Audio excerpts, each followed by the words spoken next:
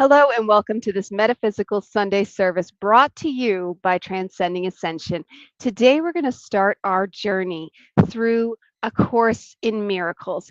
It's a vital course that everybody should really go through. It's a book, is all it really is, but it's huge and it's good enough to be the another Bible.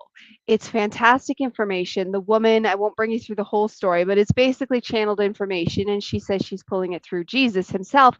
But it's clearly that Christ consciousness space, regardless of where your beliefs fall on that.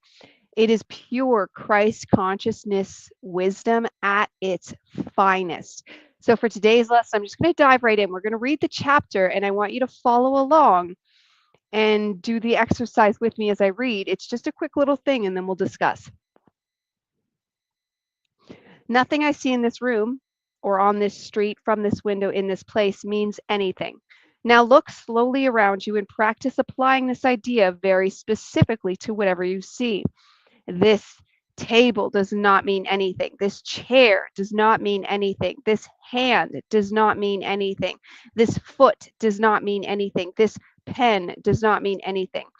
Then look further away from your immediate area and apply the idea to a wider range.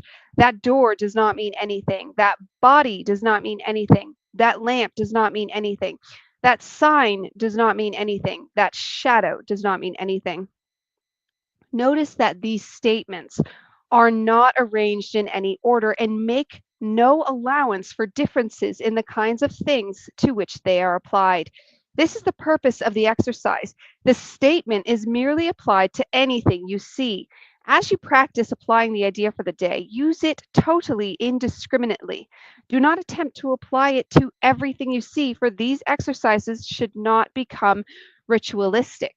Only be sure that nothing you see is specifically excluded. One thing is like another as far as the application of the idea is concerned.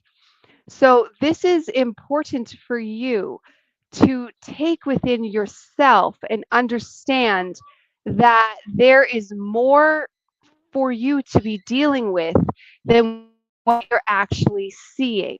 You actually need to expand your thought patterns, but they'll get into that later. This is starting right now, just on the base bones of expanding what you're seeing beyond what you think you're seeing. Because one of the things I'm always trying to teach is perception. Perception makes reality. So if we can alter our perception, we can thereby alter our entire reality. So this is very important for you if you're looking to change your life, if you're looking to better your life, if you're looking to grow as a person. You're going to want to first take those existing egoic perceptions and just unlock them in every way possible. So as we go through, basically everything she's saying, like even like this book, I have created what I think this is, and they will make that more obvious as the lessons go on, that we are trained, we are programmed to think the way we think. And I keep repeating this because you really can't understand this enough. I remember when I was first learning and I would hear the, oh, we're programmed. Oh, it's a matrix. Oh, it's this. Oh, okay, sure. I'll just break out of the matrix.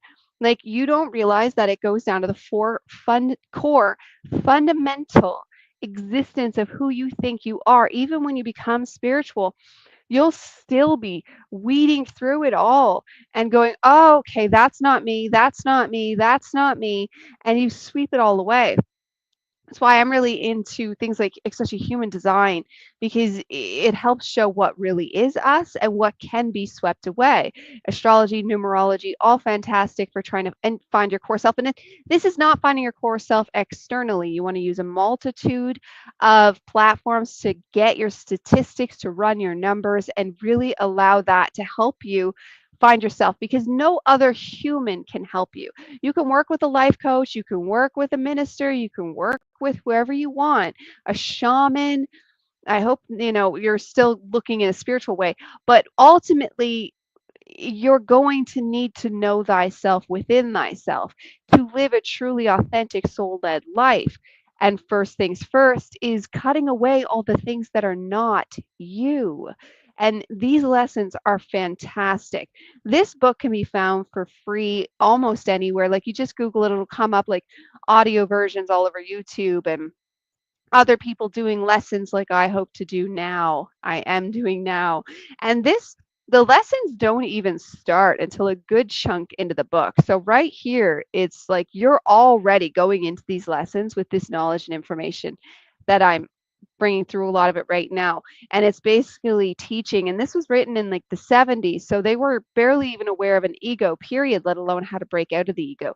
But it describes to you the ego, it describes to you how to break out of it. But I feel like a lot of us now in the spiritual world are quite versed on the ego and what it means. And I think it's important to always lay the groundwork because we used to hear a lot about ego death. We're not looking for an ego death here. What we're looking for is an ego integration because the ego does not have to be the boss. And honestly, once you start living from your own sovereign discernment, it just fades away on its own. And you notice when it flares up in moments like and you catch it. And that's why even when you become spiritual, you're still finding and digging out more and more and more old programming and things of that nature because the ego is there and it runs the programs. It's the program master. It can go from program to pendulum to matrix and run it all for you and keep your human life going. But that's where you're going to fall depressed and anxious and have no soul led existence whatsoever when the ego is 100% in control. Was the ego the bad guy? No, not necessarily. The ego just took control because we are programmed away from allowing the soul to take control. It's there from the very get-go as a child starts exploring their life and starts developing some individuation. It's naturally within the human to begin with. Like I, as a mother, learned this almost the hard way that like even when you're trying to consciously parent, kids still produce an ego regardless. So you're still like we're luckily doing early deprogramming, but you're always like the human loves to fall into a program. The human like subconsciously loves to be programmed and subconsciously because 95% of most of our actions are coming from the subconscious. And the subconscious, which is that God part of yourself, is designed to run off programmings. So what does this mean? You want to ensure that you're designing the programs yourself and you're designing them from a soul-led place. So even if you only have 5% control of your consciousness, you want to make sure like that's the waking speaking part of me right now. You want to make sure that it is running soul-led programming. It is throwing as much soul at you as can possibly be from every avenue you can think of to facilitate. Like, so doing mantras, yoga, listening to Sunday services, reading A Course in Miracles, or whatever book you're doing right now. Oh my goodness. Remember, if you were my audience, how I talked about being in an eggshell before I woke up, and when I knew I was trying to wake up to that next level, even though I was into conspiracy theories and that level of thing, there's another level when you actually want to attach to your soul that you have to get through. And I could only describe it as an eggshell. And this is when I was base learning and I didn't even know terms. So that's just how I literally felt it. And I've never seen someone else say it. And then here we go with this book that I ended up finding by accident. So I was looking for a different Barbara's book and I was reading before. I was like, you're not the same Barbara, but oh my goodness, it's fantastic. And I think it was one of those divine things that came to me. That book is discussing a lot of the things I've already discussed from my own intuition and why I'm going down a rabbit hole, realizing maybe have been communicating with the Pleiadians. But that's future topics of learning to grow. This is the next levels you can get to once you wade through all that ego stuff. And the ego stuff is more just like it's never gone, but it can get very like it's not an issue. At one point in your evolution, it's like the forefront of your issue. It's like the biggest hurdle you have to get through. It's what this book is for, is breaking through that.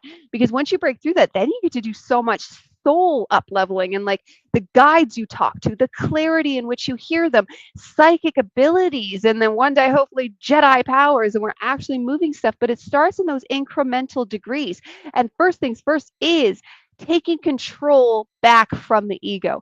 And I'm telling you, my ego doesn't even really complain. There's some moments like realizing that like you're saying goodbye to aspects of yourself that are already long gone, but you thank it, you can release it. There's allowing, there's releasing. It has its I don't say it's painless because it has some pain and sadness of mourning a past self, because you realize that past version of you basically doesn't even exist. And you kind of get to see in real life um, action. Like, they say there's no such thing as death and the soul continues. And then they say die while you're still alive. Well, I have died while I'm still alive and I am a whole different person.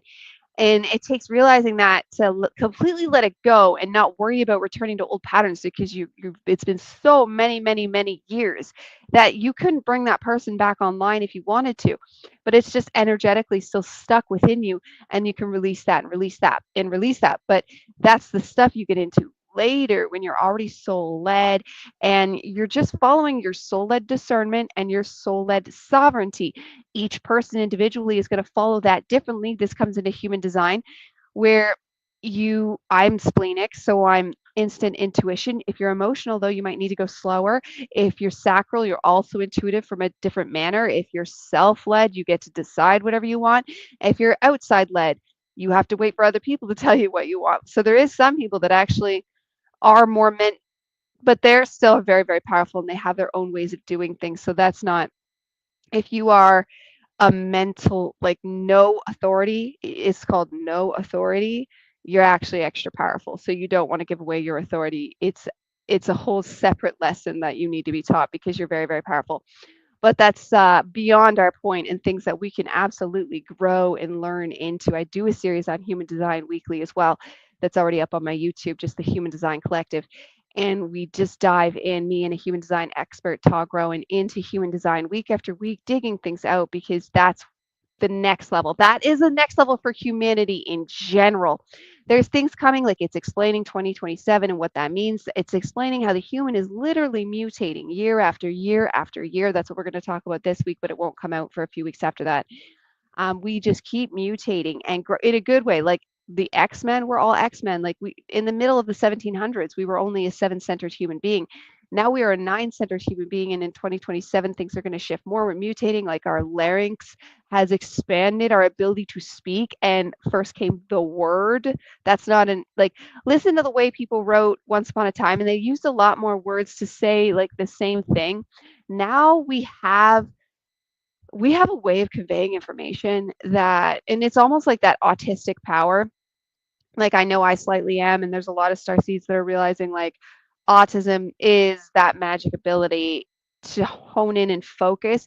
And with it comes this ability to like use our words in a very, very directly powerful way of expansion.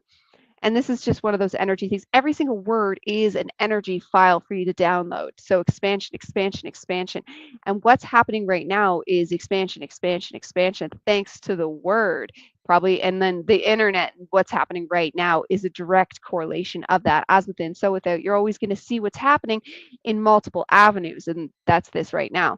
So it's fantastic. And we're just going to continue to grow and learn together. So I will end that here as we go over lesson one, just briefly one more time. You are going to look around the room and say, that table does not mean anything. That chair does not mean anything. That picture does not mean anything. This shirt does not mean anything. That wall does not mean anything.